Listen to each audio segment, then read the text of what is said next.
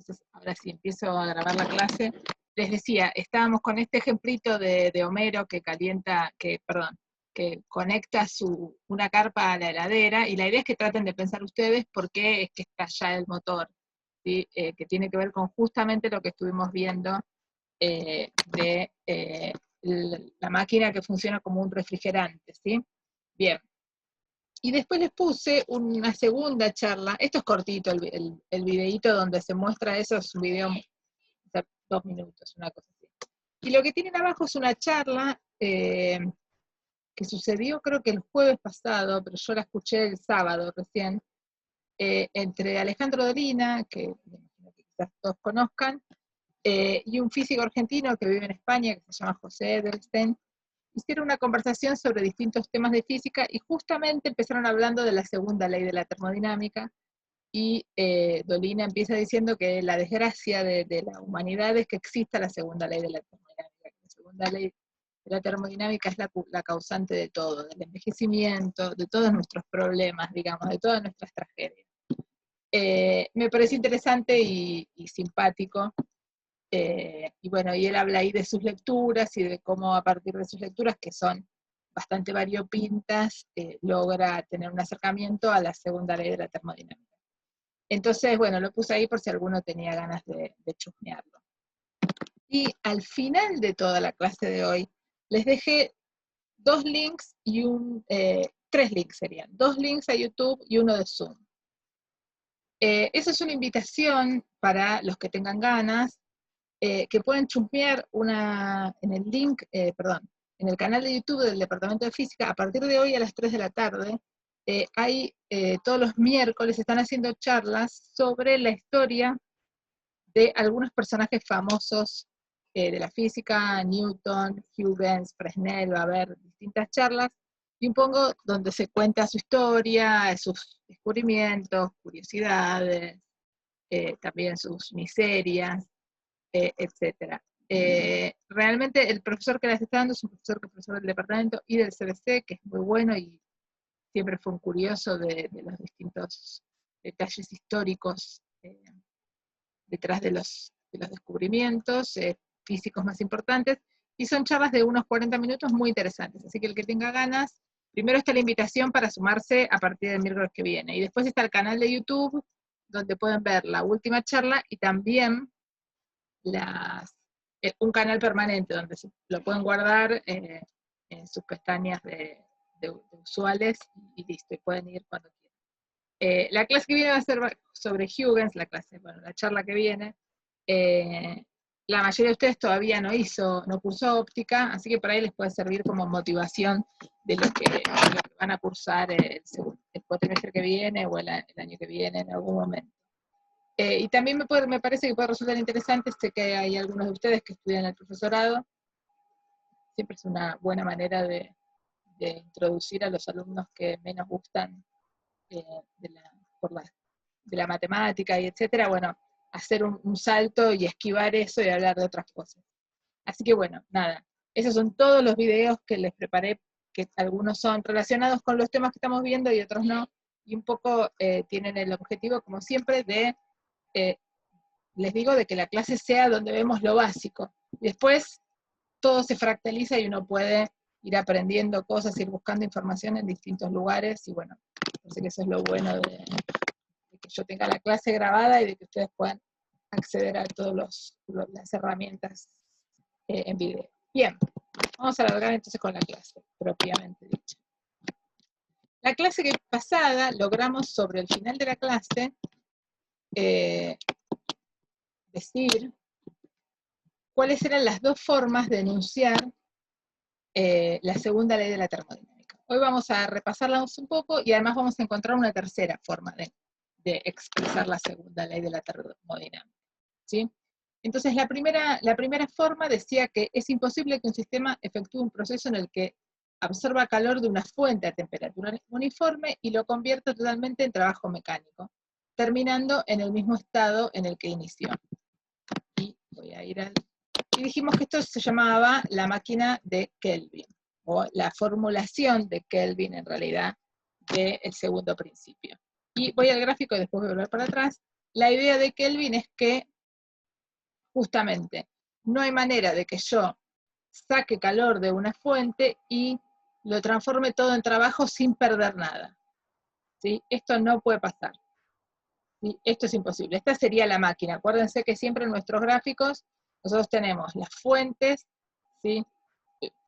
TH significa la fuente caliente, ¿sí? Por eso se las dibuja en rojito. TC, perdón.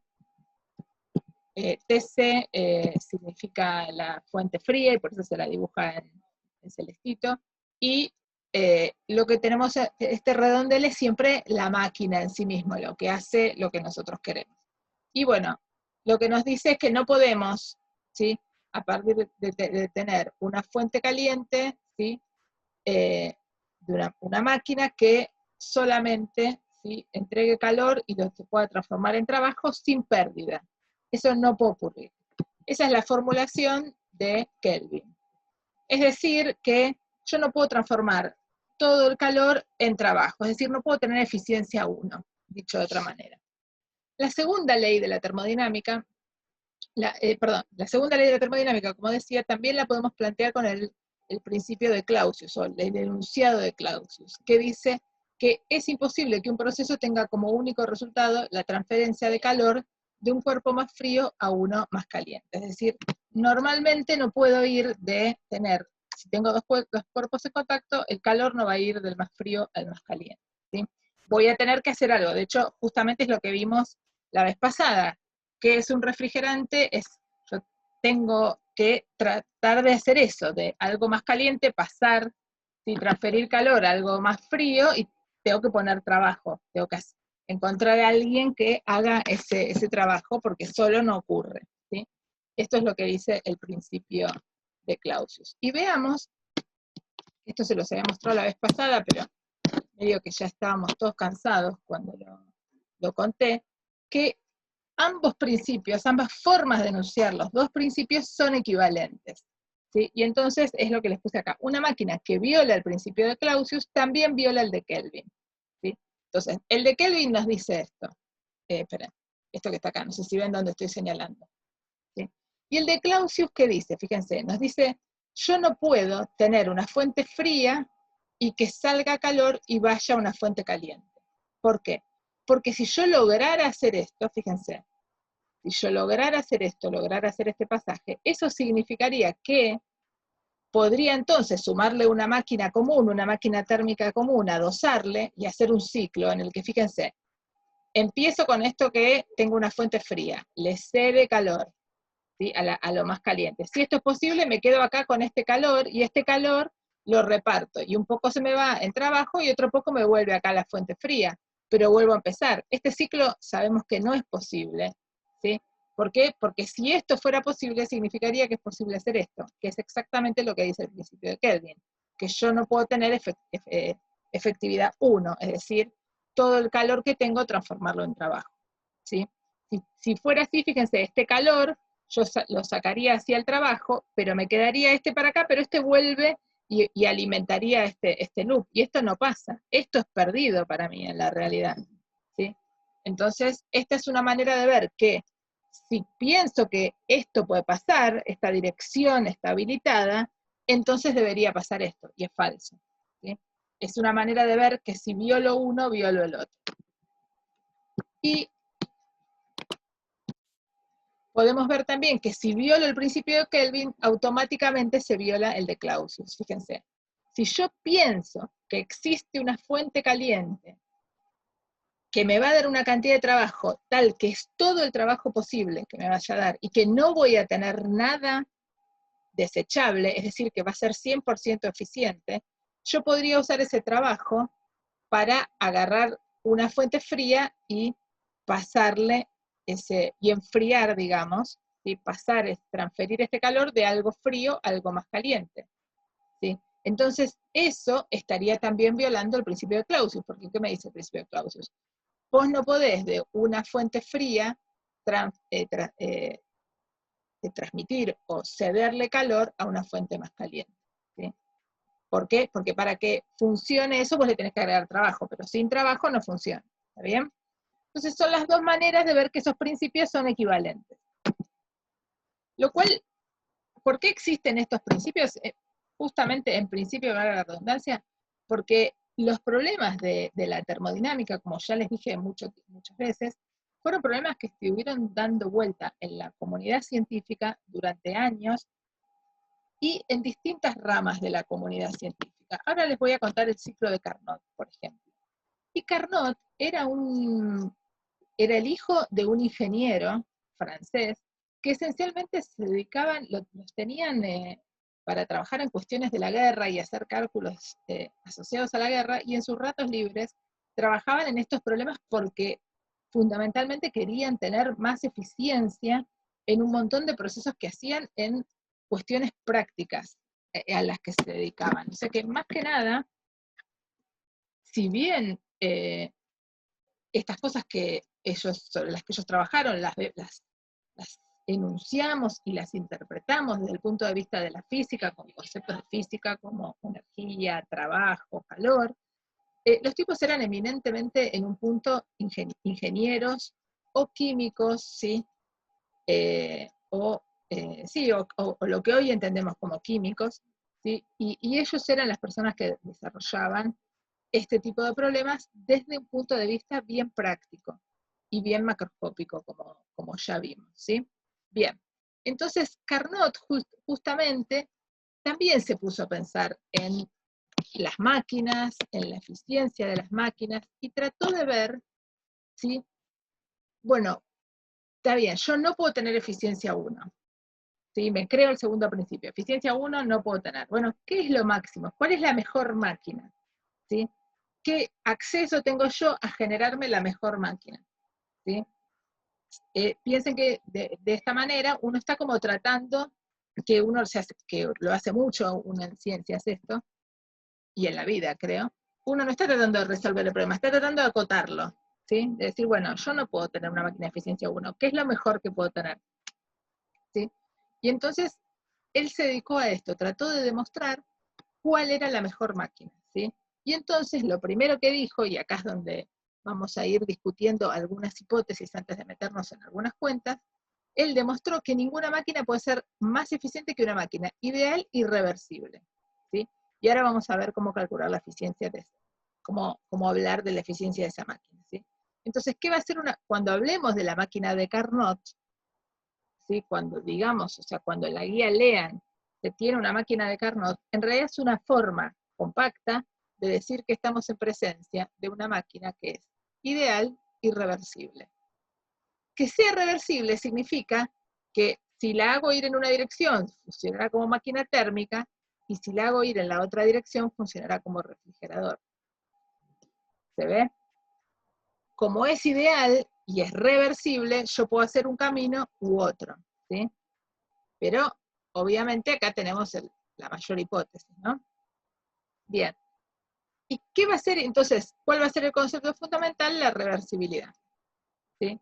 ¿Y qué va a ser una máquina reversible? Una máquina reversible es aquella en la que el ciclo, desde la energía de entrada al trabajo de salida, más la energía residual y la vuelta a la energía de entrada, es decir, toda la vuelta, yo la puedo ejecutar exactamente en el sentido inverso sin perder ni ganar nada. Es decir, puedo ir, ¿sí? de la región, ¿sí? de la fuente de calor, entregar calor, trabajo para un lado, la pérdida por el otro, y puedo volver, ¿sí? hacer un ciclo, o sea, eso sería una parte, completar un ciclo de alguna manera, y que todo ese ciclo pueda realizarse de ida o de vuelta, ¿sí? Y que no haya pérdida o ganancia adicional de calor u otra forma de energía en ese camino, ¿sí? Obviamente estamos hablando por eso decimos que son procesos idealizados, ¿sí? Estamos hablando de ese tipo de procesos. Entonces, primera cosa importante, máquina reversible, tenemos su definición, y sabemos que es una situación idealizada. Bien. Entonces, vamos a avanzar un poco.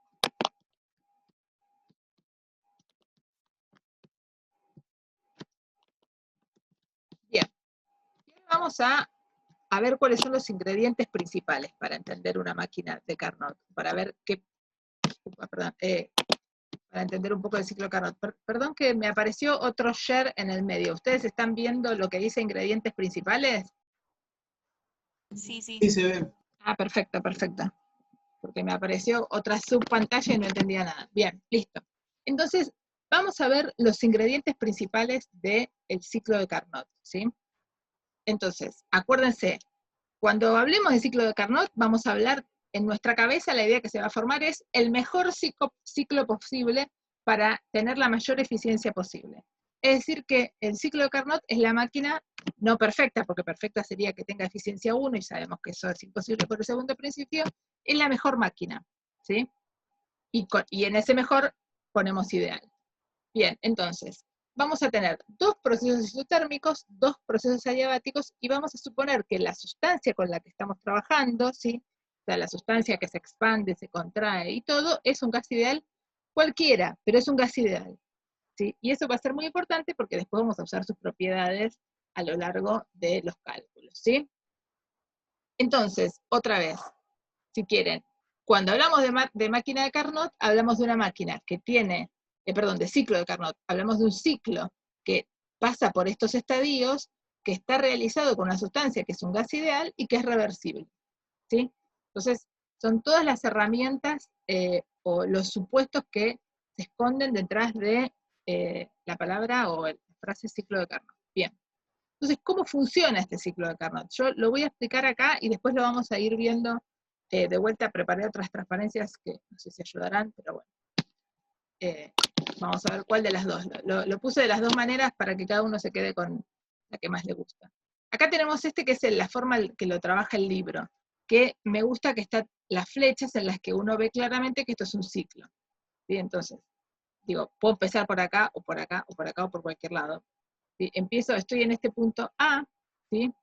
Y voy en un proceso isotérmico, ¿sí? O sea, no cambio la temperatura y llego a un punto B. ¿Y qué hago? Hago una expansión isotérmica, ¿sí? Aumento el volumen, ¿sí? Una vez que aumento el volumen, entrego trabajo y el trabajo va a ser positivo, y entrego calor, el calor va a ser positivo. Bien. Después tengo una expansión adiabática, ¿sí? Es decir, acá, ¿cuánto vale el calor liberado? 0, porque es la hipótesis de adiabaticidad, ¿sí? Bien.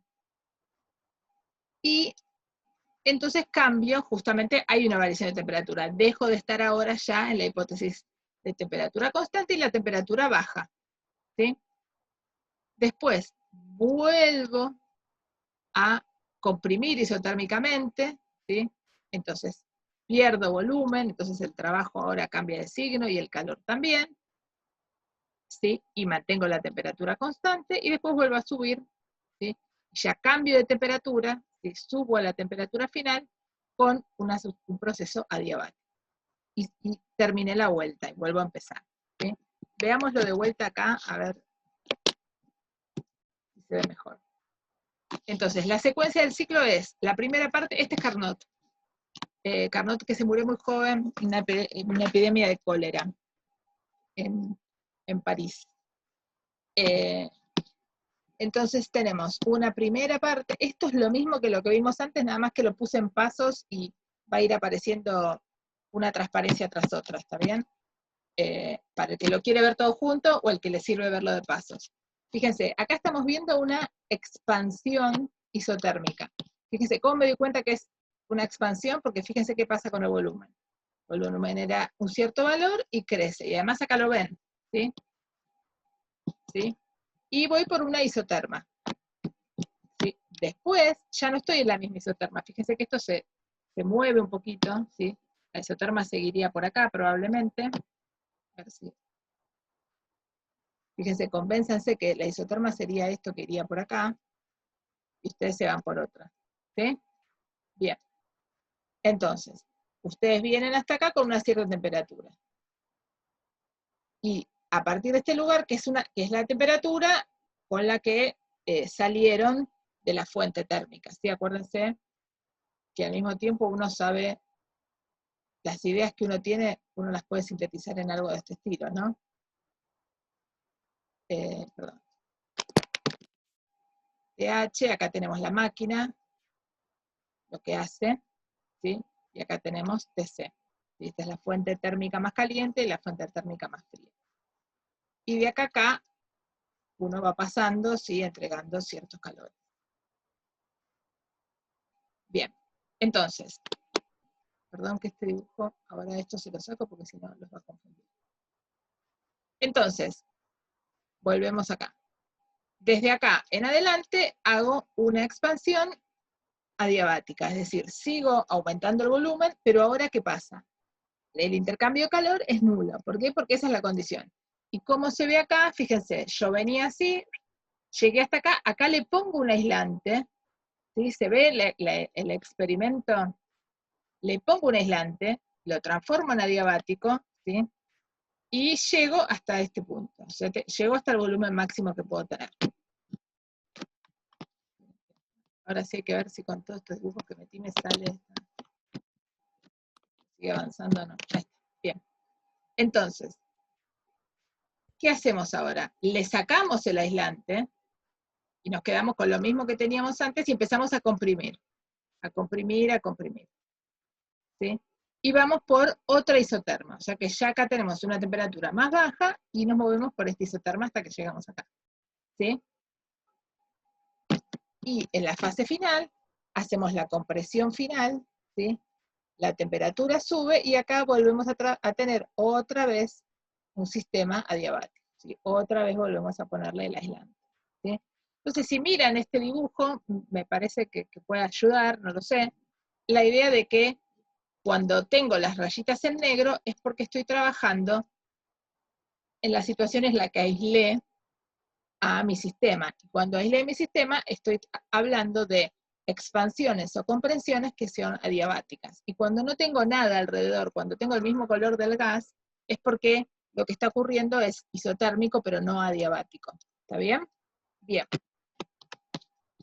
¿Estamos claros hasta ahí? Fíjense después cuando lo miren, perdón, voy a cortar un minuto acá al compartir esto y se los voy a compartir de otra manera para que no... Les muestro este detallecito.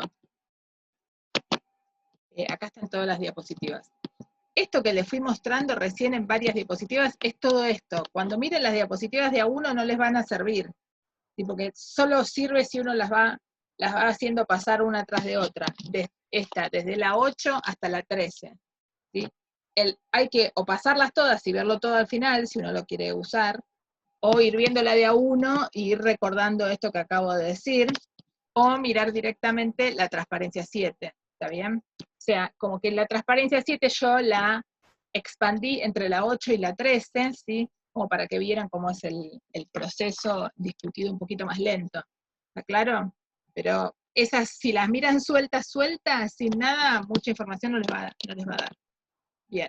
Entonces ahora sí, volvamos a compartir la verdad.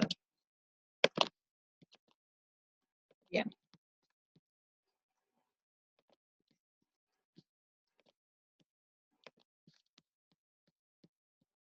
Entonces, muy bien.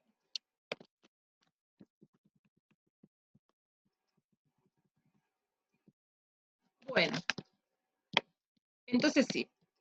Ahora, entonces que ya nos convencimos de cómo funciona, vamos del proceso, de cómo es, vamos a ver qué cosas podemos saber a partir de seguir la idea de Carnot, sabiendo que estamos en presencia de un gas ideal, ¿sí? Y entonces, ¿qué es lo que sabemos que ya lo vimos varias veces y esto ya debería darles una pauta de ese tipo de cosas que uno pregunta en los parciales y en los finales? ¿Cuánto vale la energía interna del gas ideal? ¿Sí? ¿Se acuerdan que mostramos que cuando estamos en un gas ideal, la energía interna solo depende de la temperatura? Es un resultado que demostré hace como 4 clases y lo vengo usando bastante. Esperen que alguien me hace una pregunta. Ah, ¿no se ve el PowerPoint? A ver, vamos a empezar de vuelta a ver si se lió entre que saqué y saqué. Perdón, ¿eh? A ver qué pasa.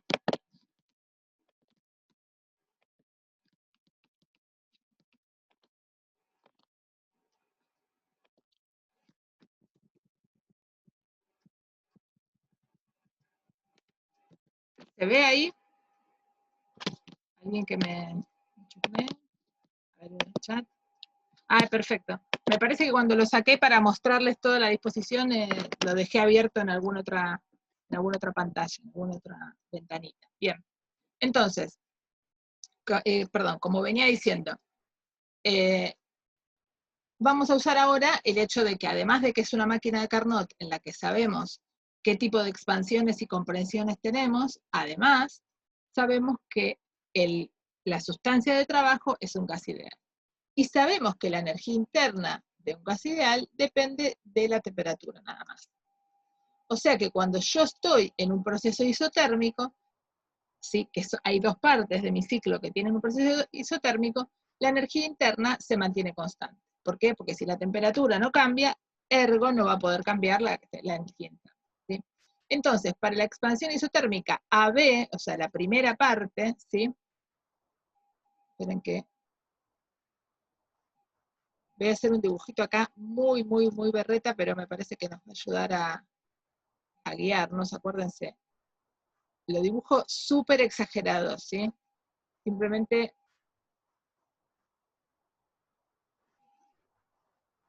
para... No, acá yo me tiro.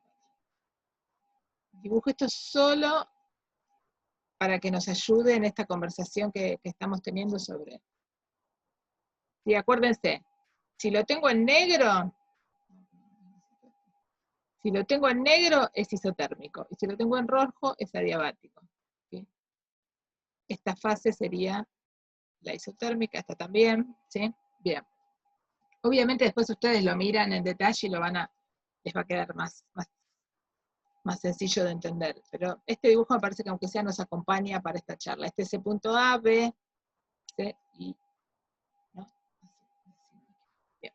Entonces, para la expansión isotérmica AB, ¿sí? La variación de energía interna es cero. ¿Por qué? Porque la energía interna en A tiene que ser la misma que la energía interna en B. ¿Por qué son la misma? Porque solo dependen de la variación del cambio de temperatura. O sea, solo cambia si cambia la temperatura.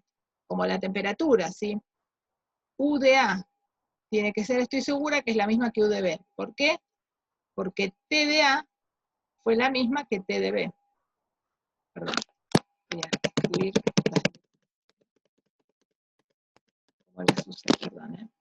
U de A es igual a U de B, pues T de A es igual a T de B. Y yo sé que estoy en un gas ideal. Bien. Para la expansión isotérmica AB, entonces ya sabemos que la variación de temperatura, de energía interna es cero. Y el calor entregado es igual al trabajo realizado por el gas durante la expansión. ¿Y sé calcular ese trabajo? Sí, sé calcular el trabajo, porque el trabajo sabíamos que se calculaba como P, la integral de P diferencial D.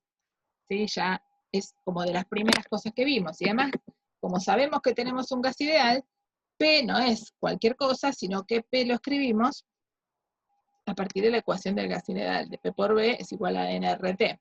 ¿Sí? De ahí es que les aparezcan acá nRT. ¿Y qué pasa? ¿Por qué acá ponen TH? Y porque durante toda la vida de entre A y B, la temperatura que tengo es constante, es TH. ¿Se ve? Entonces, el calor o el trabajo, ¿sí? Que son lo mismo en este caso, en esta parte del proceso de A a B, se escribe de esta manera. Y esta cuenta ya la hicimos, les pongo acá la teórica para que lo vayan a buscar ahí, pero la cuenta sale de lo que acabamos de ver. Y de forma análoga, si yo voy de C a D, va a ser exactamente lo mismo, nada más que la temperatura va a ser otra, porque vuelvo por otra isoterma, ¿sí? Que es lo que les marcan acá. Esta es otra isoterma.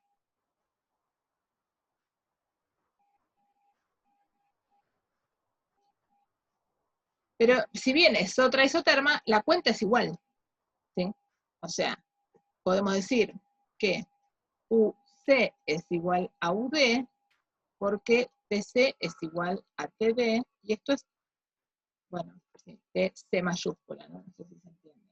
¿Sí? Pero nada, solo es eso, ¿sí? La cuenta es la misma. Bien. Ahora, fíjese, dice, puesto que BD es más chico que BC, o sea, de acá para acá, ¿sí? Comprimí, ¿sí?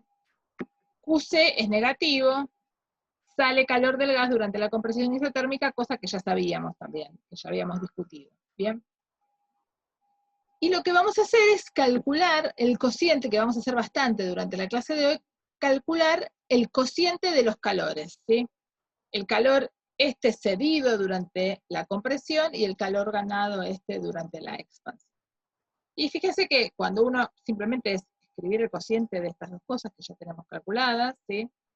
Les queda un cociente de logaritmos con volúmenes que son conocidos y temperaturas. Y ahora vamos a transferencia. Esto lo guardo por las dudas y después lo subo si a alguno le resulta útil.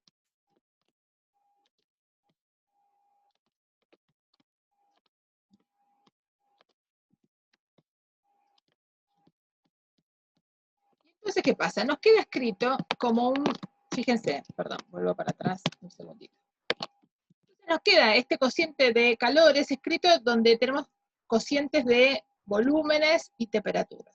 Y nosotros ya sabíamos que para un gas adiabático nosotros podíamos reescribir, teníamos una relación entre las temperaturas y los volúmenes, ¿sí?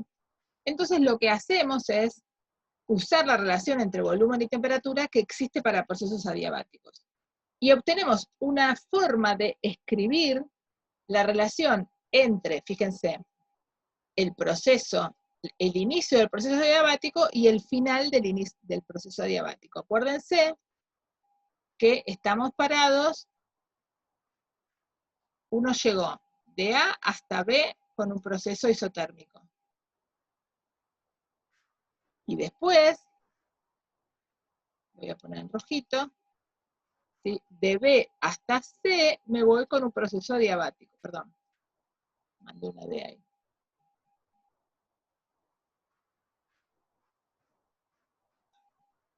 Me voy con un proceso adiabático. ¿Sí? Bien. Entonces, lo que hago es, digo, bueno, yo no sé bien qué pasa acá, pero sí sé que entre temperatura y volumen, ¿sí? En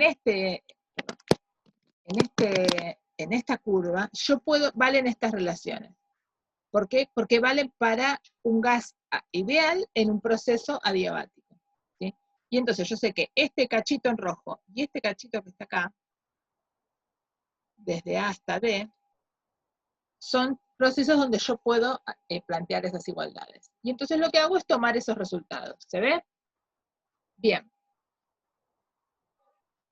Bueno, y después lo único que hago es jugar un poco con ellas, fíjense.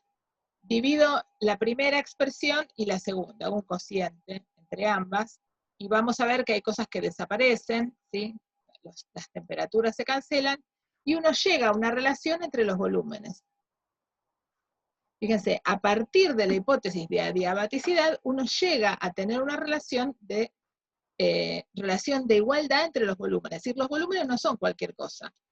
El volumen B sobre el volumen A me da el volumen C sobre el volumen D. Fíjense que a priori estos valores no tienen ninguna relación entre sí. Acabamos de encontrar la relación justamente usando la hipótesis de que fuimos del punto B al C y del D al A con un proceso adiabático. Nada más. Bien. Pero justamente, como voy de B a C y de D a A, me quedan ligados, digamos, todos los puntos por los que paso. Bien. Entonces, ahora, fíjense, este dato aparece adentro del logaritmo, justo. Es lo que estaba, esta expresión es la misma que yo tenía en la hojita anterior, en la transparencia anterior. Entonces me queda que B sobre D es igual a BB sobre BA. Entonces quiere decir que este logaritmo de arriba es igual al logaritmo de abajo, o sea, les puse nombres distintos, pero son la misma cosa. O sea que estas cosas se me cancelan. ¿Sí? Y claramente no son 0, porque BB no es igual a BA. ¿Sí? El logaritmo de 1 vale 0, si esto fuera 0 estaría en problemas.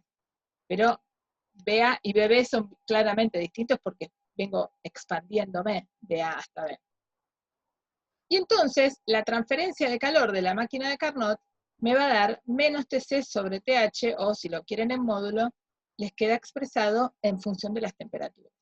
Entonces, el calor rechazado, ¿sí?, sobre el calor absorbido, es el cociente entre las temperaturas.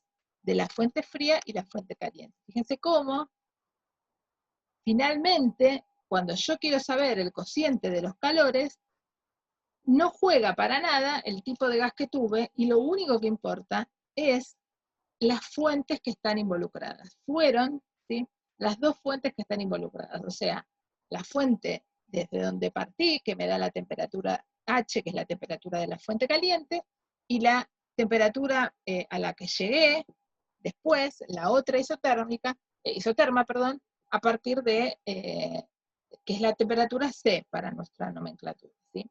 Y entonces esto es lo que Carnot, a la conclusión a la que llegó a Carnot, que era la transferencia de calor de su ciclo. Bien, pero todavía no llegamos a cuál era la pregunta de Carnot. Acuérdense, ¿cuál era la pregunta que tenía Carnot al principio? Ver si él podía pensar que su máquina era la más eficiente posible.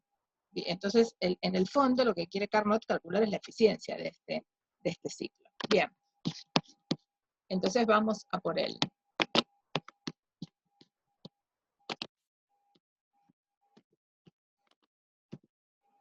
Y entonces, la eficiencia, ¿sí?, del ciclo,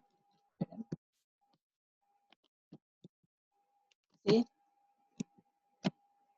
se puede calcular directamente a partir de la definición de eficiencia que nosotros vimos la vez pasada, y les queda directamente que la eficiencia del ciclo de Carnot es 1 menos Tc sobre Th, o lo que es lo mismo, el cociente, fíjense, de temperaturas sobre la temperatura de la fuente caliente. Fíjense que al escribirlo de esta manera, uno ve que si la temperatura esta es muy grande, ¿sí?, la eficiencia puede ser casi 1, porque esto puede ser muy pequeño comparado con esto, puede ser bastante bueno, ¿sí?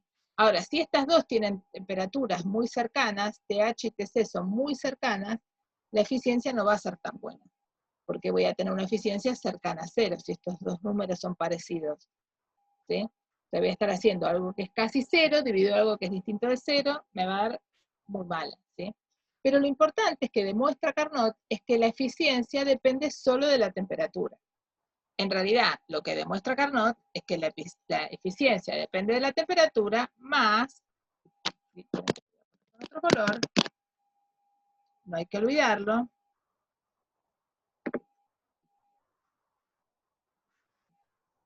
más sus hipótesis, ¿no? Que sus hipótesis son gas ideal, adiabaticidad en una sección y voy por las isotermas en otra. ¿Sí? Cuando todas estas hipótesis se cumplen, él demuestra que la eficiencia depende solo de las temperaturas. Es decir, solo depende, voy a tener una máquina tan buena o tan mala en función de lo que sea la temperatura de la fuente caliente y de la fuente fría. Y acá le podré poner cualquier cosa. Si le pongo la del ciclo de Carnot, si le pongo algo que me permita hacer un ciclo de Carnot, entonces voy a poder escribir la eficiencia de esta manera, ¿sí? Bien. Es un resultado súper importante, porque entonces uno ya tiene escrita para siempre, digamos, esto me refiero a para el parcial, para cuando se los pide calcular la guía de ejercicios, la eficiencia de la temperatura de la máquina de Carnot, ya sabemos que depende de las temperaturas de las fuentes involucradas y nada más. Y no necesitamos meternos en hacer todo, o sea, ustedes si les preguntan la eficiencia, no tienen que hacer todo este desarrollo. ¿Sí? Usan el resultado directamente, porque para eso lo probamos en la teórica, ¿está bien? Bien.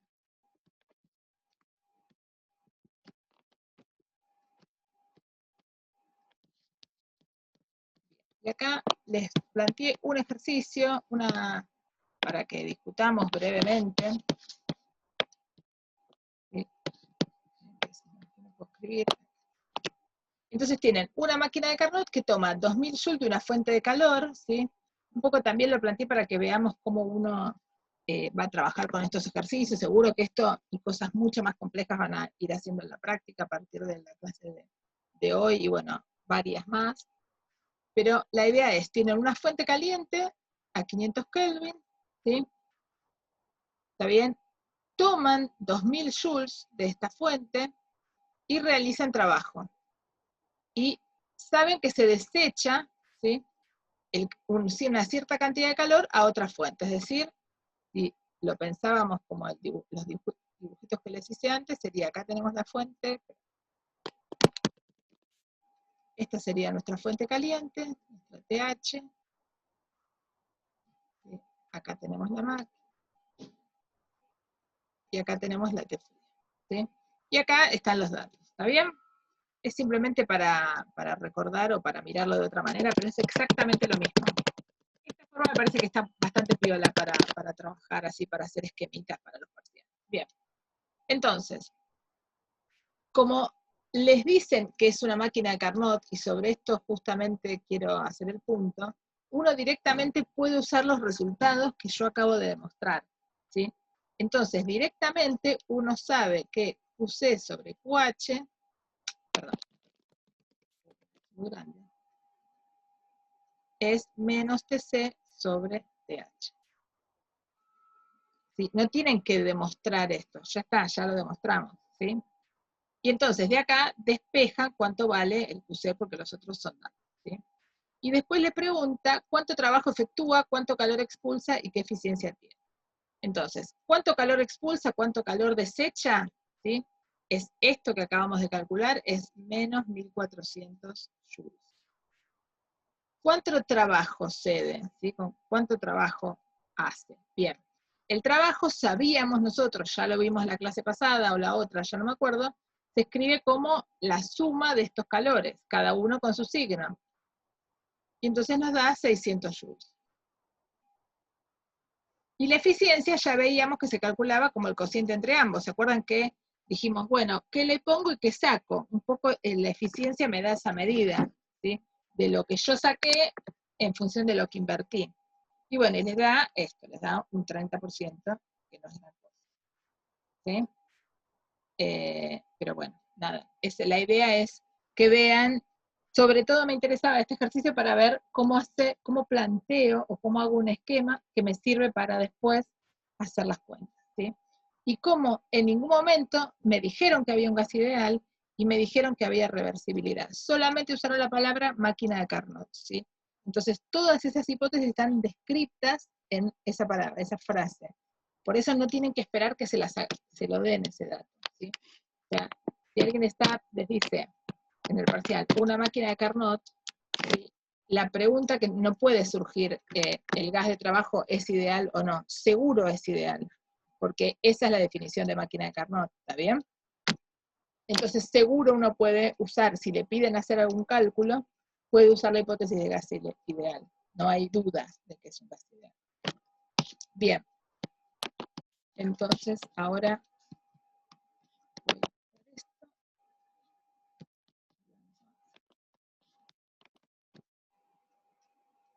bien. Y ahora vamos a discutir justamente una hipótesis que creo que fue la única que nos quedó sin usar hasta ahora, de lo que les dije al principio de la máquina de Carnot, que fue la reversibilidad. ¿Se acuerdan que al principio les dije, bueno, este tipo Carnot se imaginó algo, un ciclo ideal y reversible? Entonces, lo charlábamos al principio, una máquina de Carnot, si puede ir en una dirección y volver, quiere decir que puede actuar como máquina térmica y también como refrigerante, ¿sí? Que puede hacer las dos cosas. Bien. Entonces, nosotros habíamos visto que el rendimiento de una heladera, ¿sí? ¿Se acuerdan que hicimos esta cuenta? Se escribía así, ¿sí? Y entonces, lo único que voy a hacer es tratar de que me aparezca este resultado, que es el resultado que vimos que sale del ciclo de Carnot, que es el cociente de los calores está asociado al cociente de las temperaturas de la fuente. Como yo veo que en la expresión del rendimiento de la heladera no tengo cociente de calores, lo quiero hacer aparecer. Porque si no, esta expresión, ¿cómo hago para que le aparezca ahí adentro, en esa expresión, algo de las hipótesis de Carnot? Para que aparezca la hipótesis, tiene que aparecer algún resultado que me haya salido de esas hipótesis. Entonces lo que digo es, divido numerador y denominador por QH. ¿Por qué divido por QH? Porque quiero,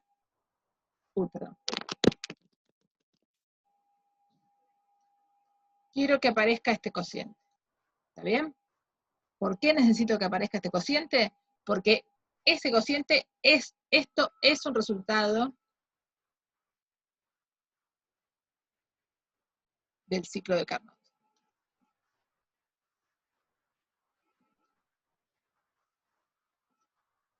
Y entonces divido por QH arriba y abajo para no cambiar nada, y entonces justamente me va a aparecer rápidamente, tanto en el numerador como en el denominador, me aparecen estas expresiones, me aparece esto que yo ya sé. Lo reemplazo por TZ sobre TH, saco factor común TH, ambos miembros, qué sé yo, ¿sí? O sea, esto les va a quedar TC sobre TH, 1 menos TC sobre TH, perdón. Y acá lo que hay que hacer es hacer esta suma de fracciones, sacar factor común, se les va a cancelar el TH con el TH y va a quedar esta expresión, que es el coeficiente de rendimiento de un refrigerador de Carnot. Fíjense que justamente, si estas son bastante parecidas, el rendimiento va a ser más grande, ¿sí? De este refrigerador, ¿sí? Lo cual también es coherente con lo que hemos visto. ¿Sí? Fíjense, entonces, si lo que les decía antes, si TH y TC son parecidos, el rendimiento es mucho mayor que 1, y esto decrece cuando la diferencia decrece entre estos dos. ¿Sí? Cuando crece la diferencia entre estos dos. Si estos dos, la diferencia es muy grande, este cociente me va a dar un número grande, este denominador me va a dar grande, entonces este cociente va a ser cada vez más pequeño. ¿Sí? Si TH es mucho más grande que TC, ¿sí? Si esto es 200 Kelvin, y esto es 1000 Kelvin, fíjense, esto les va a quedar 200 sobre 1000. ¿Sí? Ahora, si estos son parecidos, si este es 200, si esto es 220, les va a quedar 200 sobre 20, eso crece. ¿Se ven claramente ahí cómo está la cosa?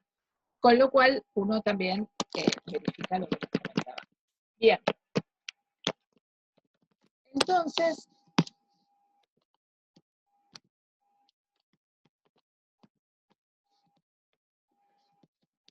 ¿sí? Vamos ahora a ver una última manera, la manera de Carnot, digamos, de hablar de la segunda ley. Perdón que les dejé todos esos mamarrachos ahí. No se entiende. Bien. Entonces, ninguna máquina puede ser más eficiente que una máquina de Carnot que opera entre las mismas dos temperaturas. ¿Sí? ¿Por qué? Porque si las temperaturas vimos, cuanto más parecidas son, mayor gano en eficiencia. ¿Sí? Y entonces, la clave está en que, como el ciclo es reversible, yo puedo ir en un lado o en el otro. Una máquina térmica operada en una dirección es máquina térmica, y la opero en otra dirección y es un refrigerador, lo que llamamos un enfriador. ¿Sí? Entonces, una máquina súper eficiente sería una máquina que hiciera este ciclo, ¿sí? Que tuviera una máquina súper eficiente y un refrigerador de Carnot. ¿Sí? Y vemos que estas dos cosas aplicadas juntas me generan una situación que sería igual a la violación de la forma de Kelvin de la expresión del segundo principio, es decir, tengo una fuente caliente y saco calor y todo ese calor lo transformo en trabajo. ¿Sí? ¿Por qué? Porque fíjense, tengo acá una fuente de calor, una máquina térmica, me sale una cantidad de trabajo, ¿sí? Desecho, pero con esto vuelvo a alimentar un refrigerador, vuelvo a inyectar trabajo y vuelvo a tener una máquina que hace un ciclo. Bueno, si este ciclo anda perfectamente, significaría que esto anda perfectamente, y sabemos que eso no es así. ¿Sí? Entonces, esa sería la otra manera de ver la segunda ley expresada de esta manera. Y fíjense que, bueno, una cosa que puse acá es simplemente repetir algo que ya dije, que en ningún momento hablamos de cuál es el gas con el que yo estoy trabajando. La única hipótesis es que el gas es ideal, ¿sí? Es la única hipótesis que está detrás, ¿sí? Bien. Esperen que preparé otra transparencia que puse acá. Bien. Ahí está. Pero bueno, lo vamos a ver más adelante, porque si no, vamos a... Miren que veo que tengo una pregunta y no la estoy viendo. El delta es simplemente una pequeña diferencia, o sea, como, vuelvo para atrás, al gráfico. La idea es pensar que este delta sería una pequeña diferencia de temperatura entre estos dos, que estos dos son casi la misma temperatura. ¿Sí? Entonces, este es un poquitito más grande que es un cachito más, un delta es un infinitesimal.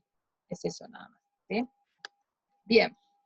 Antes de meternos en los teoremas de Carnot, en los dos, el teorema de Carnot y su siguiente aclaración, vamos a hacer un break, porque nos toca ahora, porque si no ya se me va a hacer muy tarde. Son las 6, vamos a volver 6 y 10, ¿sí? Y vamos a seguir con la parte más teórica, más tocan unas cuentitas. Así que refresquense y descansen la vista un rato, así me pueden seguir después, que viene un poco pesado. Bueno, los espero en 10 minutos.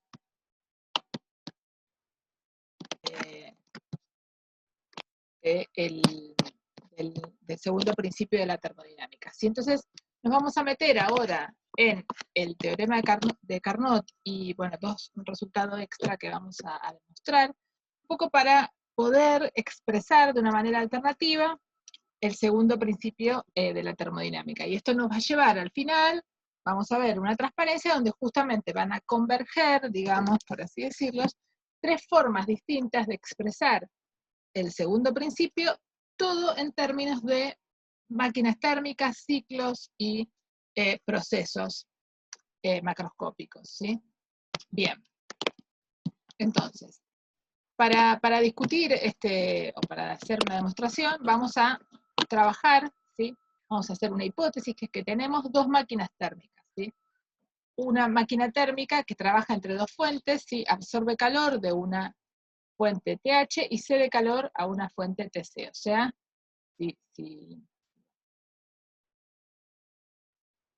como veníamos haciendo antes nuestros dibujitos, ¿sí?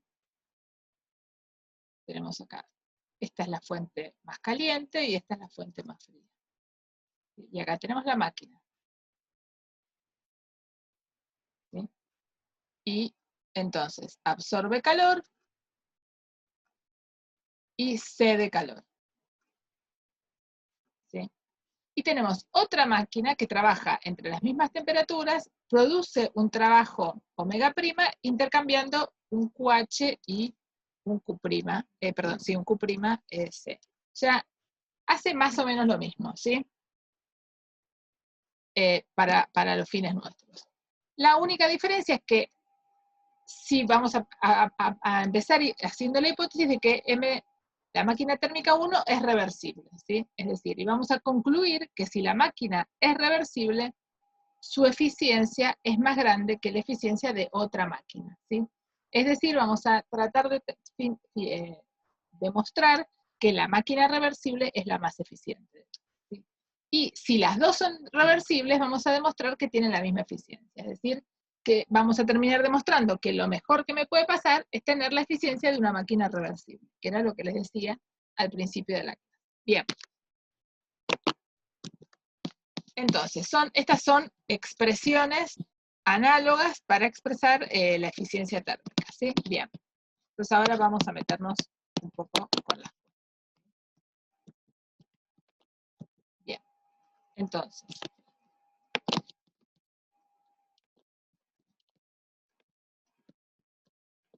esta transparencia es un poco pesada a la vista, así que vamos a ir charlándolo de a poco.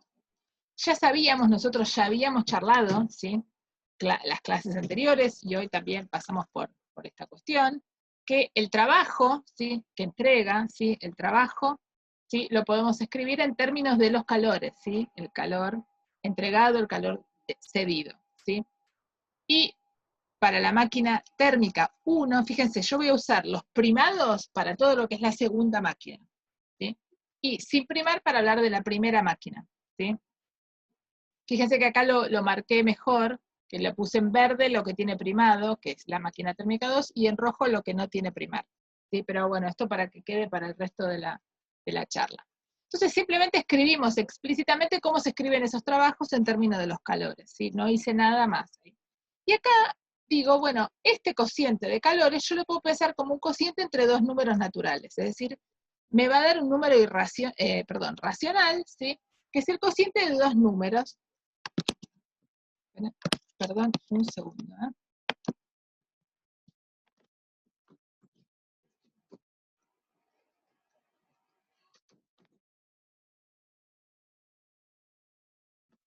Entonces, es el cociente de dos números que son naturales. Ah, y acá puse n, debería leerse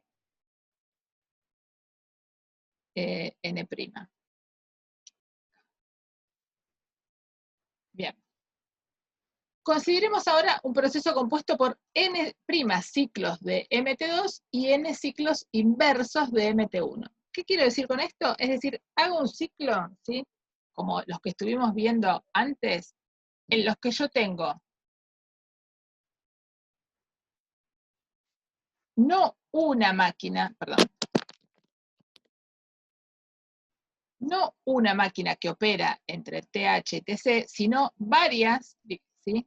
Dispuesto esto en un ciclo, de manera tal que yo puedo ir desde la fuente caliente a la fuente fría y volver y ir varias veces haciendo ese ciclo. ¿Está bien? O sea que no es que tengo una máquina aplicada solamente, sino que las tengo combinadas. Tengo un proceso compuesto, ¿sí?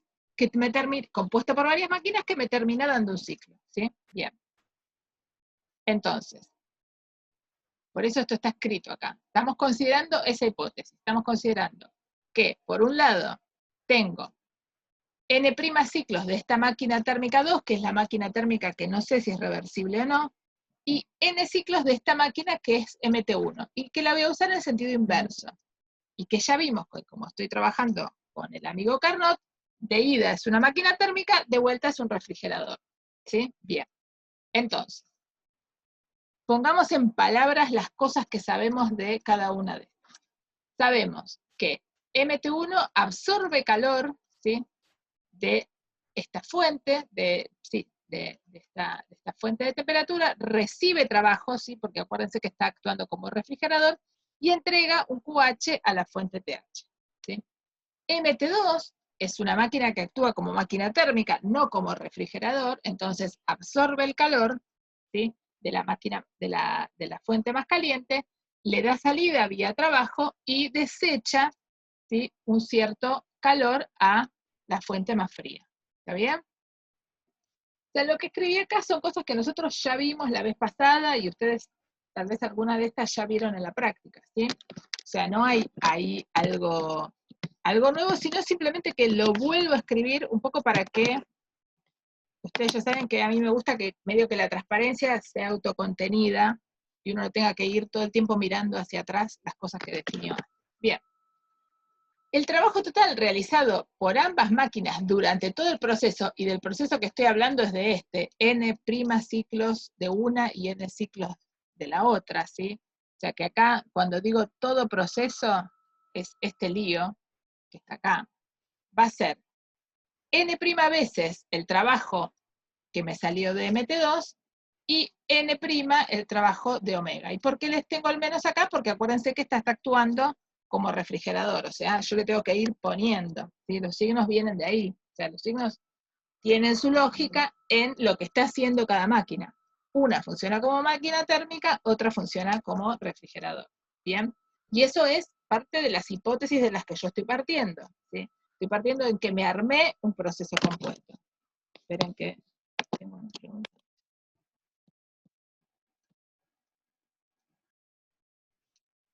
Ah, perdón. Alguien me dice que no ve, que solo ve la primera diapositiva. Perdón, ¿eh?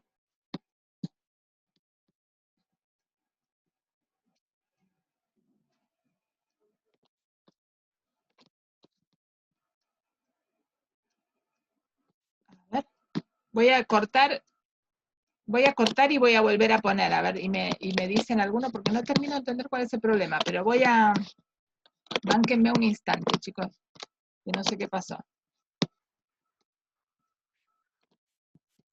Estoy cerrando lo que tenía y lo voy a volver a abrir, ¿está bien? A ver si entiendo qué es lo que pasa.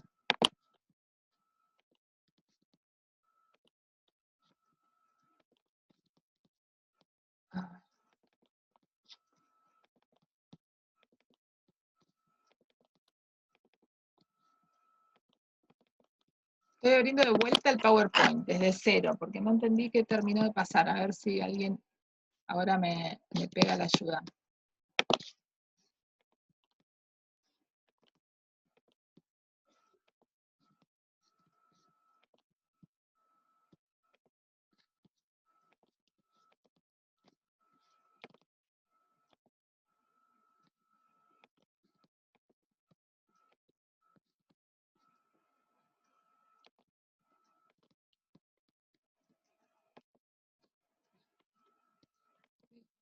Me está dando como un mensaje de error cuando quiero compartir.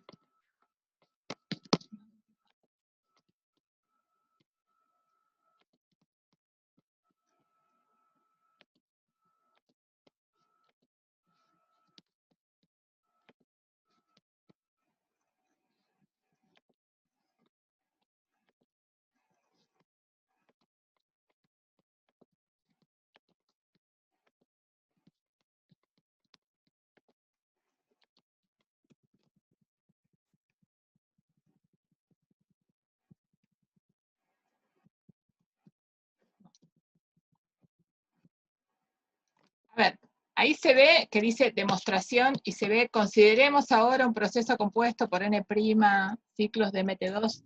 ¿Se ve? Sí, sí, ahora sí se ve. Ah, bueno, genial. Gracias por los que me avisaron, porque realmente no sé qué pasó. Cerré todas las ventanas que que tenía abiertas. Así que bueno, estén atentos, porque a ver si está desarrollando algún problema mi máquina. Por favor, si surge alguna cosa que no ven, me chillan. Por ahora, bueno, esperemos que... Sí, yo tampoco sé qué había pasado antes. Justo este no lo hice PDF, además, lo tengo en PowerPoint, que a veces es menos estable que un PDF. De última, si vemos que vuelve a aparecer un problema, corto un segundo, genero un PDF y vamos con el PDF y chao. Bien, entonces, alguien me preguntó qué eran estos, eran números naturales, ¿sí? O sea, lo que hacemos es inventarnos, ¿sí? Que yo puedo escribir el cociente entre el calor, ¿sí? Entregado por la fuente caliente, ¿sí? En el caso de MT1.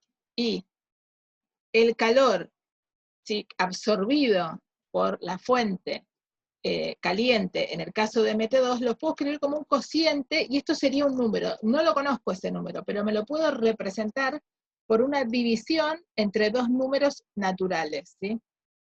¿Por qué me interesa que sean números naturales? Porque así yo lo puedo pensar como veces en las que uso una máquina. Yo una máquina no la puedo usar un cuarto de vez. La uso una vez, ¿sí? O dos veces, tres veces, ¿sí? Por eso está piola escribir esto como un cociente de números naturales. Esto va a dar un número racional, ¿sí? Y un número racional, en realidad, es el cociente, la definición de número racional, es en realidad un cociente entre un número entero y un número natural, para que pueda tener los positivos y los negativos. Como en este caso lo que queremos es tener que estas cosas sean la cantidad de veces que usamos cada máquina, no pueden ser negativos, o sea, lo usamos veces positivas y lo contabilizamos como números enteros. De ahí vienen esos números. Bien, entonces, les decía... Laura, ¿le puedo hacer una pregunta? Sí. De algo que no me termina de quedar claro cuando dice N' de ciclos de MT2, o sea, no entiendo por qué N ciclos sería. ¿Por qué no uso uno, digamos, o dos, o tres? Claro. Sí, O bueno, sea, la idea es, acordate que esto se llama el teorema de Carnot. Entonces la idea de Carnot, es decir, es tratar de establecer una cosa general. Entonces, establecer si uno puede, independientemente de la cantidad de veces que use una máquina, obtener un resultado que sea independiente. O sea, lo que no quiere el tipo, te lo cuento por la negativa, es que si justo lo usa 2 veces y 2 veces de uno contra una vez del otro, por ejemplo, dan la combinación que de casualidad hace que te dé la eficiencia máxima, no le permite ser general, ¿entendés? Si va a poner uno que sea el doble del otro o alguna relación. Entonces él dice, bueno, voy a usar las 2 máquinas, la cantidad de veces incógnita, pero enteras esas veces, y para asegurarme de que es tan general como quiera, a una lo llamo N', es decir, que ni siquiera tiene que ser, las uso la misma cantidad de veces cada máquina. Una la puedo usar 10 veces y la otra 7, ¿sí? Pero lo que el tipo quería era hacer algo general. Entonces, por eso ponemos N', no es que estoy derivando, ¿sí? Yo en realidad, primero había puesto M, como ven arriba, y después lo cambié por N', un poco para que las variables primadas fueran con la máquina 2 y las variables sin primar con la máquina 1, ¿sí? Pero no se olviden acá que lo que está intentando hacer Carnot es demostrar que el proceso que va a llevar a cabo va a ser el más general posible. Y lo que no quiere es probar, poner una vuelta de una de otra, y que eso le dé, porque después va a venir otro, y le va a decir, ay, ¿por qué no la pusiste 2 veces? ¿O por qué no pusiste 3 veces de una y 4 de la otra? ¿Sí? Justamente lo que les contaba al principio, esta gente estaba intentando salir de esa fase en que la química y la ingeniería tenían mucho de esta cosa de una persona que sabe hacer, pero que no sabe justificar lo que hace. Carnot, en ese sentido, fue el primero que vino con preguntas que trataba de demostrar y establecer algo generalizable, independiente de todo. Por eso aparece la N' y la N. No sé si eso te sirve de respuesta, y no sé si esa era la pregunta. Sí, sí, genial, gracias. Buenísimo. Bien, entonces, el trabajo total realizado por las máquinas durante el proceso, y el proceso del que estaba hablando antes de que apareciera el problema, era justamente esta historieta de poner un poco de una y un poco de otra, ¿sí? Va a ser N' por W, acá estoy haciendo máquina térmica, y acá esta es la parte de refrigerador, y por eso tengo el menos. ¿Sí? Bien. Y el calor intercambiado con la fuente caliente ATH total es N' por Q' menos N por QH. Es decir, simplemente acá lo que hago es escribir lo que aporta una de las máquinas y lo que aporta otra de las máquinas. Y el numerito que aparece acá es justamente cuántas veces estoy usando cada una. Y lo mismo con la fuente fría, ¿sí?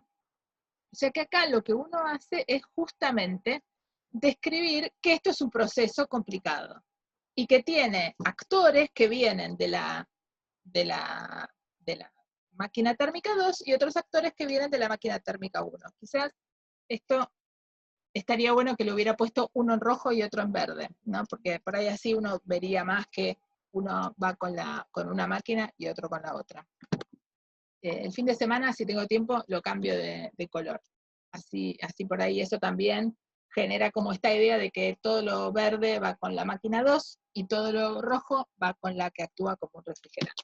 Bien, entonces, además nosotros, y esta sí está buena de volver a esta, yo puse, además recordemos que conocemos la relación 3, que es esta.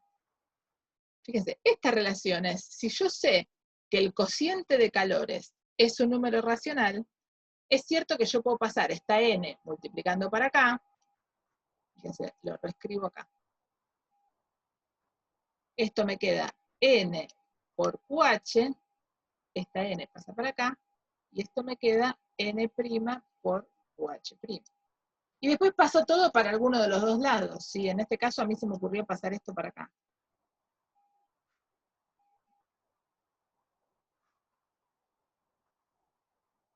¿Sí? Esto es solo una relación matemática, no se deduce de nada de termodinámica, ¿sí? Esto es meramente matemático. Esto estas tres sí salen de la termodinámica que nosotros venimos aprendiendo de cuánto vale el trabajo total, el calor total entregado y el calor total absorbido cuando estamos trabajando con un proceso que tiene varias máquinas, ¿sí? Pero esta parte de acá es meramente matemática, ¿sí? Porque esto lo aclaro fuertemente porque después uno, cuando esté preparando el final, y haya pasado una semana desde este día, uno no va a entender de qué ley de la termodinámica salió esto. Entonces por eso pongo acá la parte matemática, y esto ya lo grabé y lo voy a subir al campus. ¿Está bien? Bien. Entonces, tenemos todos estos resultados y ahora vamos a avanzar. Entonces, fíjense que en esta transparencia, si quieren, lo que tenemos es todas las herramientas, ¿sí? Nos escribimos el trabajo de este proceso complicado, el calor intercambiado con la fuente caliente, el calor intercambiado con la fuente fría, y una definición matemática que surge de pensar los cocientes de los calores como un número racional, ¿sí? Acá le metimos el ingrediente matemático, si quieren, ¿sí? Y después todo lo otro es simplemente escribir la termodinámica que venimos viendo hasta hoy para este proceso loco que es la combinación de lo rojo y lo verde. Bien. Entonces ahora nos podemos ir de esta transparencia. Bien. Ahora, al mismo tiempo, nosotros sabemos que el trabajo total se escribe como el calor total, ¿sí? Cedido menos el calor total entregado, si quieren, ¿sí? Bien. Y uno de ellos, nosotros ya habíamos mostrado que era 0. ¿Sí? Entonces, llegamos, y acá es donde aparece la cosa más rara, ¿sí? Llegamos a que el trabajo total es igual a menos el calor total, ¿sí? El calor total intercambiado con la fuente fría. Y acá hay una cosa muy importante. El trabajo, ¿sí? Se nos desacopla, si quieren, de la fuente caliente, ¿sí? Entonces, veamos esto que escribí acá. Tengo un proceso cíclico. ¿Cómo sé que es cíclico? Porque esta era la hipótesis, ¿sí? De trabajo, en el cual intercambio calor con una única fuente, y el calor, no sé calor, el calor se transforma en trabajo y viceversa. Para que eso sea compatible con la segunda ley, el sistema tiene que transformar todo el trabajo en calor, es lo que me dice esto, y no al revés. ¿Por qué? Porque la segunda ley nos impide transformar todo el calor en trabajo. ¿Se acuerdan qué es lo que vimos de Kelvin? Kelvin me decía, vos no podés tener una máquina térmica y le sacás todo el calor y lo transformás en trabajo, ¿sí? O sea, la segunda ley impone una dirección para este proceso, que también esto es lo que nos decía Clausius, ¿sí? ¿Se ven? Entonces, esta igualdad, ¿qué restricción nos impone? Bueno, nos damos cuenta de que para que esto sea cierto y además se cumpla la segunda ley, lo único que queda es que el trabajo sea negativo, es decir, que esta Q, acá me faltó la C, total, perdón, sea positiva o 0, este número sea positivo. ¿Sí? Y entonces, esperen que acá tengo un montón de mamarrachos. Entonces, nosotros ya sabíamos que el calor entregado se escribía de esta manera, y lo podemos acomodar un poco. Y acá lo único que hago es bastante matemática, ¿sí? Esta es una transparencia también que van a tener que seguir, volver, y cualquier cosa me preguntan, ¿sí? Pero no hago más que matemáticas, es decir, saco esto que está restando, lo paso sumando, y después vuelvo a pasar, fíjense, junto las n de un lado y los calores del otro. ¿Y por qué quiero hacer esto? Y porque quiero que me aparezca justamente n sobre n', que lo había calculado antes.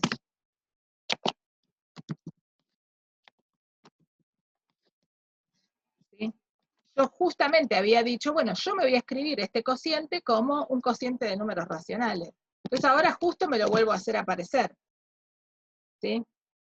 Y esto esta desigualdad surge de la termodinámica, pero ahora le meto lo mismo que yo sabía antes, que n' sobre n era QH sobre QH'. Y entonces ahora tengo una relación, acá, esta, entre, fíjense, el calor, ¿sí?, que aparece a partir de una de las máquinas, ¿sí?, contra la otra, y lo mismo del otro lado. O sea, tengo una relación, entonces, entre el calor intercambiado por la fuente fría y el calor intercambiado por la fuente caliente para mis dos máquinas diferentes, la máquina 2 y la máquina 1, ¿sí? Y ahora, vamos a estacionarnos un poco en esta, que es la transparencia que más física nos va a dar. Entonces, uno dice, bueno, ahora, ok, hiciste todas esas cuentas, escribiste el trabajo, qué sé yo, y me convenciste de que vos tenés una relación entre el calor cedido por la fuente caliente y el calor asociado a la fuente fría, ¿sí? Y entonces uno dice, bueno, ahora trata de acomodar eso y trata de llegar a una eficiencia, porque acuérdense que el enunciado que queríamos demostrar era, pensando que MT1 es ideal y reversible, entonces la eficiencia de uno es mayor de la eficiencia del reversible es mayor que la eficiencia de cualquier otra cosa. ¿Sí? Acuérdense de dónde salimos, porque esto es fácil entrar en este berenjenal de cuentas y acuérdense, queríamos esto, ¿sí? Nos metimos en todas estas cuentas porque lo que queríamos demostrar era finalmente que si yo tenía una máquina térmica reversible, esa máquina térmica era más eficiente que cualquier otra máquina que no fuera reversible. ¿Sí? Eso era lo que era nuestra hipótesis, lo que queremos demostrar. Fíjense qué es lo que hicimos. Nos escribimos una combinación en la que pusimos una máquina térmica que actúa como tal y otra que es la reversible a la que le hicimos hacer el trabajo inverso. Y por eso tenemos un ciclo. Fíjense que el ciclo cierra solo porque la hipótesis de que la máquina térmica 1 es reversible la estoy considerando como verdadera.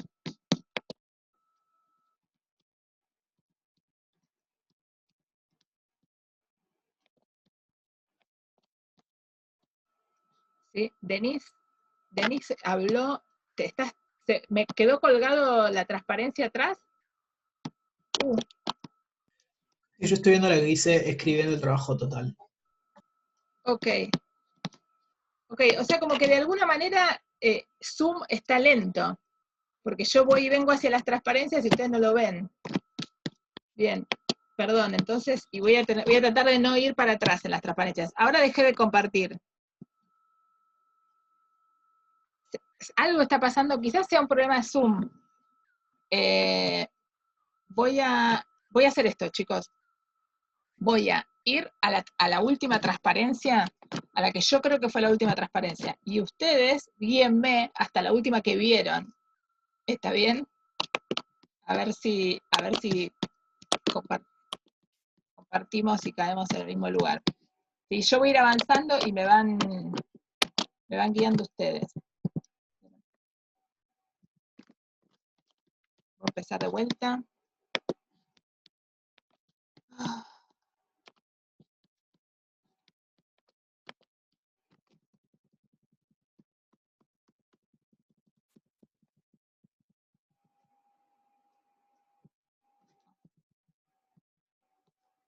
A ver, yo llegué hasta acá. Y acá empecé Yo pude ver hasta la anterior. Ok, bien. Entonces, esta se ve, la que tiene demostración, la que empieza con demostración. Esperen que abro el chat, que además no quiero tener tantas cosas abiertas para que no se me colapse todo. Sí, esa se ve, profe, Bien, la que dice genial. demostración. Genial, bien. Entonces, de acá llegamos, entonces vuelvo, espero que, yo sé que esto es súper distractivo para todos. pero bueno, espero que podamos seguir. Decía, llegamos a partir de, tal vez es cuando empiezo a dibujar con la tableta que se pone todo loco. Decía, nosotros nos inventamos este proceso que tiene como hipótesis fundamental que tengo dos máquinas térmicas, pero que una, como sé que es reversible, la pongo a funcionar al revés. ¿Sí? Si no, no podría hacer un ciclo. Pero una de ellas yo estoy segura que es reversible, porque esa es la hipótesis. Entonces digo, si esta es reversible, quiere decir que me puede ayudar a completar un ciclo. Y hice todas estas cuentas pensando en eso. Y uno llega finalmente a escribir una relación entre los calores, ¿sí? Asociados a cada una de las fuentes. Y de esa manera uno logra escribir, ¿sí? Una desigualdad que tiene, por un lado, el calor, ¿sí? Cedido y entregado por cada fuente, ¿sí? Para la máquina que es reversible, comparado con la máquina que no es reversible, que no tengo esa hipótesis. La máquina 2 es lo que quiere hacer, digamos, y la máquina 1, que es la no primada, es reversible. Entonces, simplemente acá lo único que hice fue reescribir, pasé de lado, qué sé yo, reescribí esta igualdad, y acá lo que hice es multipliqué por menos 1. ¿Por qué multipliqué por menos 1? Porque yo quiero tener una expresión que es la misma expresión que vimos en la clase pasada para la eficiencia. Y yo sé que es 1 menos el cociente este de los calores. Entonces, bueno, que me aparezca el menos, ¿sí? Para que me aparezca el menos, ¿qué hago? Multiplico por menos 1 ambos miembros y las desigualdades se dan vuelta, ¿sí? Entonces, esto lo escribí acá explícitamente, por ahí alguno se olvidó cómo se hace, pero si lo piensa en la recta numérica, al toque se da cuenta, y después sumamos 1 a ambos miembros. Y acá aparece entonces claramente esta expresión, que es la expresión, fíjense, de la eficacia de la máquina primada. ¿Quién es la máquina primada? ¿Sí? Si quieren, espero que no sea esto lo que está jugándonos en contra del uso del PowerPoint. Esta para mí es la máquina 2. ¿Sí? Esta es la máquina térmica 2, porque tiene las variables primadas. Y esta es la máquina térmica 1, que es reversible. Entonces lo que llego es que la eficiencia de la máquina térmica 2,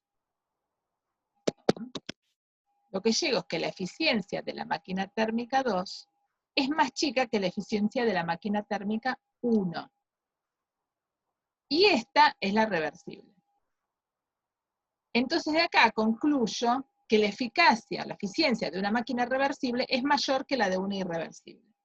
Y esto es lo primero que quería demostrar Carnot, ¿sí? Acuérdense al principio, cuando empecé con el ciclo, les dije, bueno, ¿qué hace Carnot? Carnot lo que trata de hacer es decir, bueno, me invento un ciclo que sea el mejor ciclo posible, ¿sí? Es decir, un ciclo en el cual la eficacia, ¿sí?, sea el valor más grande posible. ¿Sí? ¿Va a ser 1? No, porque 1 conspira contra la segunda ley de la termodinámica. Entonces, lo que hicimos primero fue ver que la eficacia podía escribirse en términos de los calores, ¿sí? Y que en términos de los calores, y que eso también lo escribíamos en términos de las temperaturas, ¿sí?, de las dos fuentes que estaban involucradas en el ciclo de Carnot, pero no usamos para nada el tema de la reversibilidad. ¿Sí? Acuérdense, las hipótesis de Carnot eran ideal, isotérmico, isobárico, gas ideal. Bueno, la reversibilidad todavía no había jugado. Entonces la ponemos en juego acá. Nos armamos un proceso que tiene una parte que todos estamos convencidos que es reversible, tan convencidos estamos que es máquina térmica, pero la hacemos hacer el otro laburo, y la otra la tomamos como es, como viene, máquina térmica 2. ¿Sí? Y lo que concluimos es que nuestra máquina reversible es mejor que nuestra máquina irreversible. Esa es la conclusión a la que llegamos. Bien. Y después,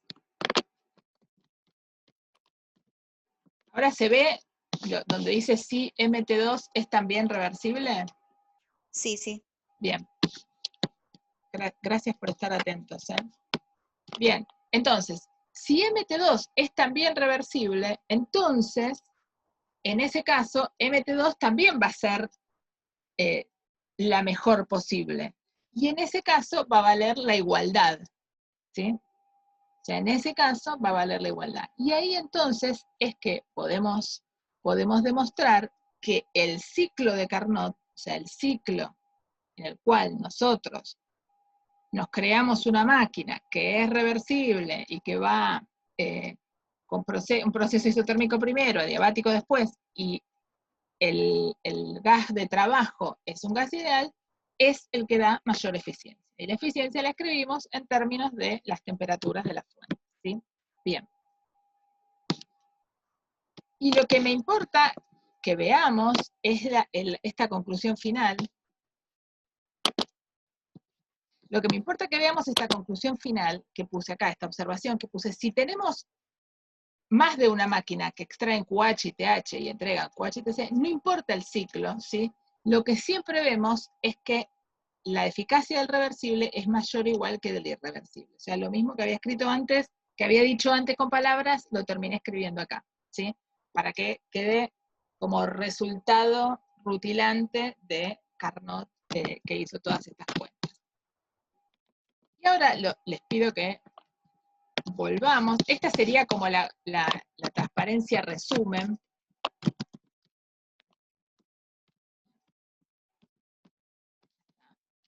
¿Se ven las tres cosas? Entonces, fíjense, acá puse los tres enunciados, los tres que vimos, dos que vimos la vez pasada y revisamos hoy.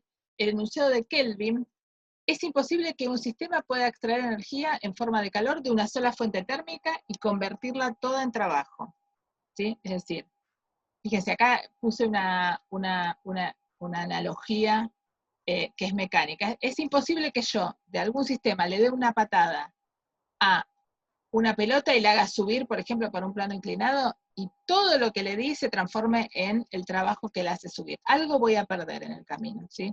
Voy a tener rozamiento, algo va a pasar. Esto está prohibido, ¿sí?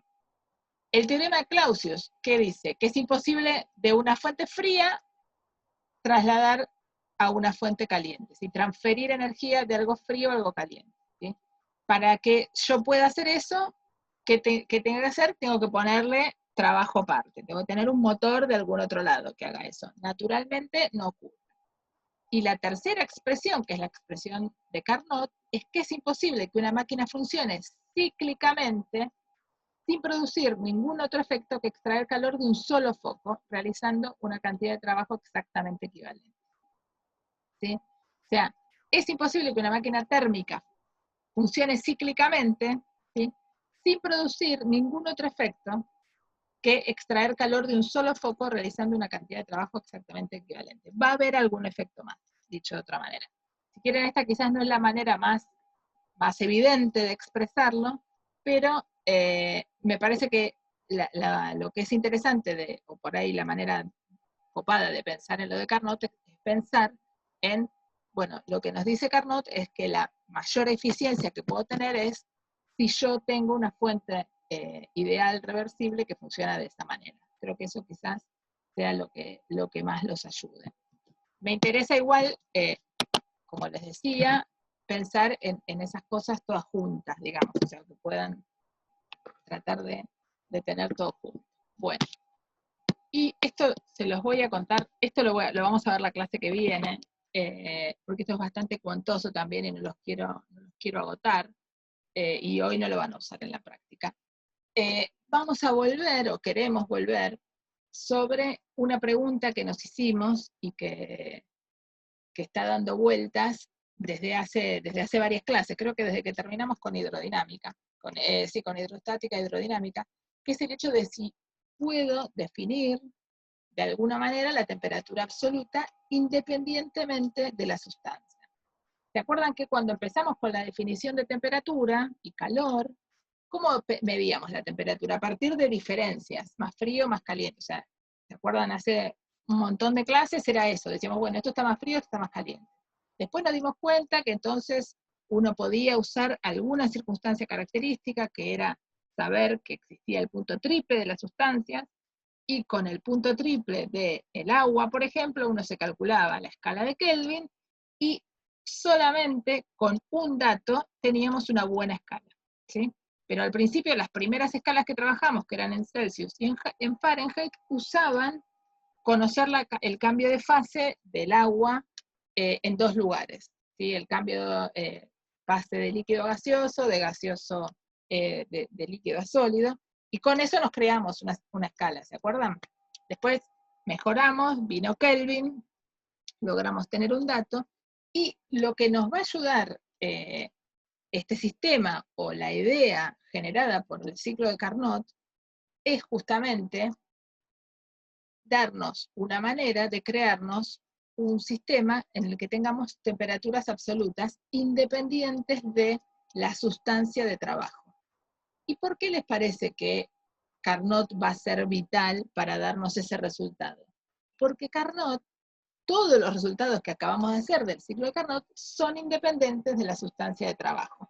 Solamente la hipótesis que hacemos es que esa sustancia de trabajo es un gas ideal. Pero después, si eso que se está comportando como un gas ideal, que es un gas diluido, es agua, es un gas de electrones, es un gas de protones, o es una mezcla rara, pero que se comporta como un gas ideal, me alcanza y me sobra, ¿sí? Entonces me voy a independizar y van a ver que vamos a hacer todas estas cuentas y no vamos a usar en ningún lado la información de qué sustancia estamos hablando, ¿sí? Esto lo vamos a hacer la vez que viene. Yo se los voy a dejar en el campus, pero voy a empezar el viernes porque son bastantes transparencias y no quiero ya pudrirlos. Sobre todo acá que tenemos unas cuentas un poquito pesadas. Acá, en la parte final de ¿cómo se llama? De la última transparencia, lo que está sin ningún título es la invitación, como les decía, por ahí algunos llegaron tarde, es la invitación a un ciclo de charlas que va a ser todos los miércoles a las 3 de la tarde, que está haciendo el Departamento de Física para estudiantes desde el CBC hasta cualquier etapa de la carrera sobre físicos relevantes. La charla de hoy fue de Newton y su rol en la historia, su pelea permanente con Hooke, que es el de la ley de Hooke que vimos nosotros. La clase que viene, el miércoles que viene, va a ser sobre Huygens, y más adelante van a ser sobre Fresnel, que van a ser 2 personas muy importantes en la óptica, que, bueno, ustedes tienen una física 2, que es óptica y electromagnetismo, así que les va a venir bien mirarlo. Y bueno, y además está bueno porque hay información aparte de las que por ahí algunas les conté y otras no. Si alguno tiene ganas y tiempo y no le aburre mirar otro Zoom más, después de la cantidad de horas que seguramente hacen de Zoom por día, bueno, están invitados.